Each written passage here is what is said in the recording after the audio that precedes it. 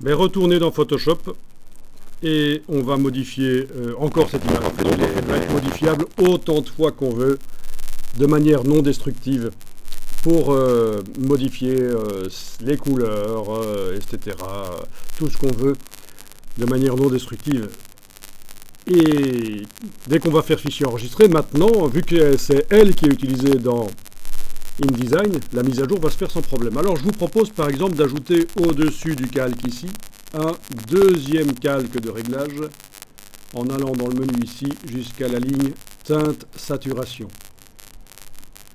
Ligne teinte saturation, vous avez ajouté un deuxième calque de réglage. Quand vous passez d'un calque à l'autre, vous voyez que ce n'est pas le même type de calque de réglage. Donc ça, c'est le calque de réglage de type teinte saturation, que je vais utiliser d'une certaine manière ici pour coloriser l'image telle que je la vois là. C'est une image noir et blanc, mais je vais la coloriser. Je coche la case coloriser. À partir de là, ne touchez pas au curseur luminosité, ça ne sert à rien dans ce cas-ci. Par contre, les deux autres curseurs, teinte et saturation, vont vous permettre de coloriser l'image dans une certaine teinte, avec une certaine saturation que vous réglez. Voilà. Bon, faut pas nécessairement faire fort, juste donner une petite couleur, ça peut être sympa. Donner une petite couleur à l'image, ça peut être très sympa. C'est une des nombreuses manières de coloriser des images noir et blanc dans Photoshop. En tout cas, voilà, vous avez colorisé l'image.